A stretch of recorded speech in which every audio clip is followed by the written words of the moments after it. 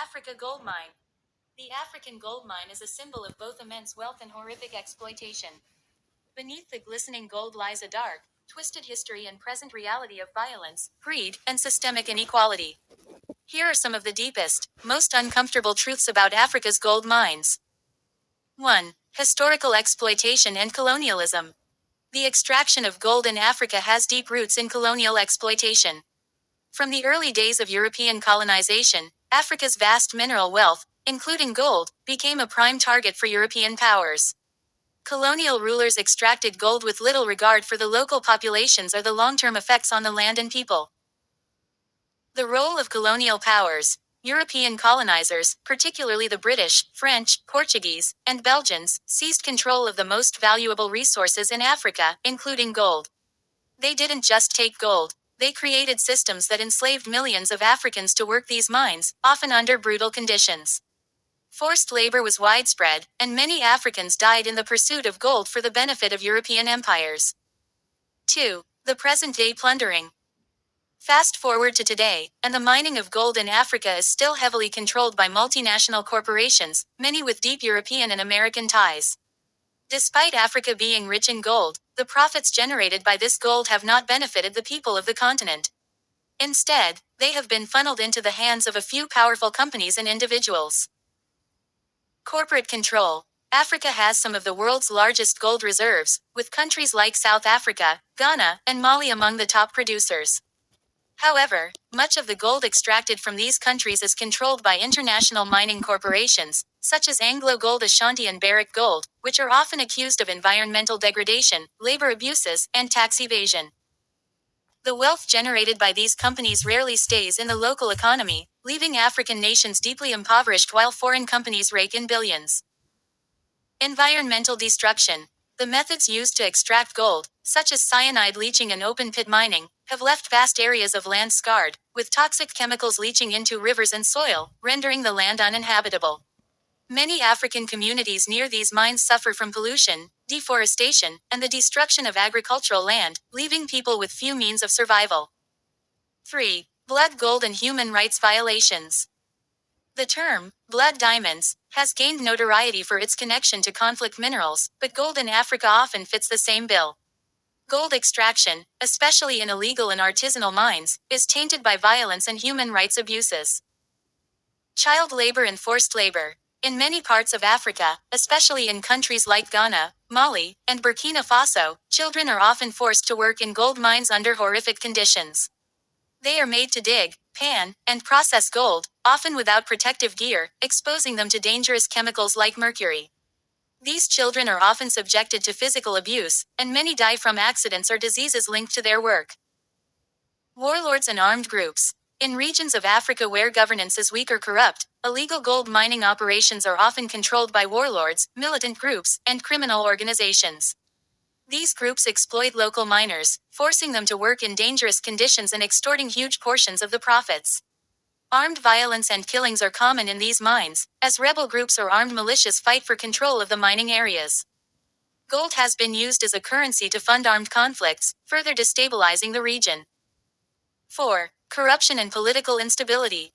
African countries rich in gold often face severe political instability and corruption. While gold has the potential to be a source of wealth and economic development, the reality is often the opposite. African governments, many of which are riddled with corruption, often fail to regulate the mining industry or ensure that the wealth generated from these mines benefits the population.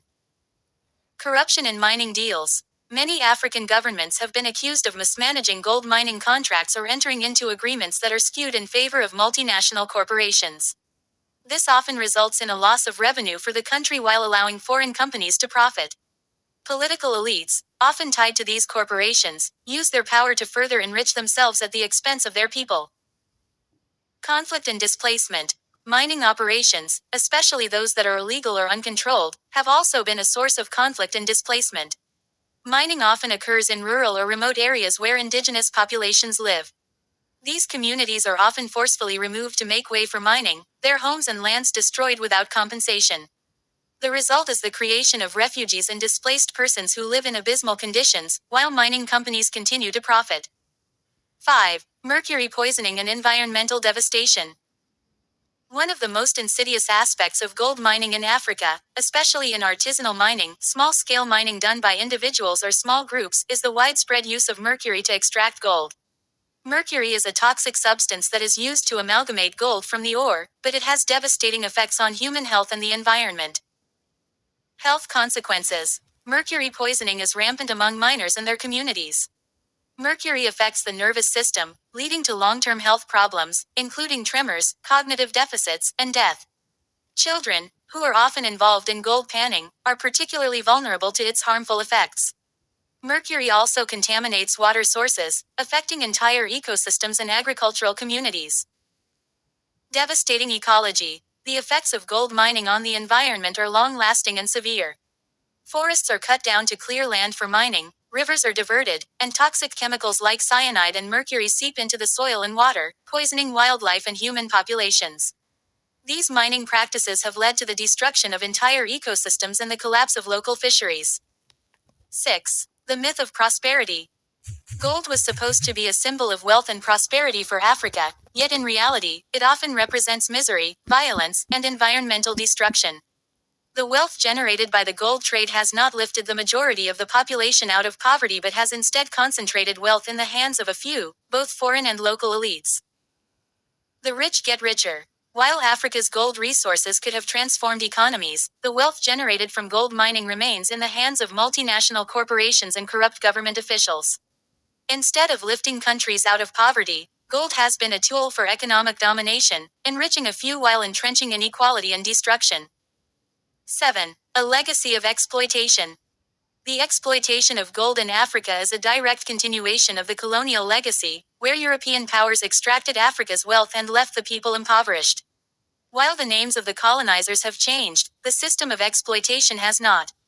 Gold continues to be extracted, not for the benefit of the African people, but to enrich foreign corporations and a small, corrupt elite.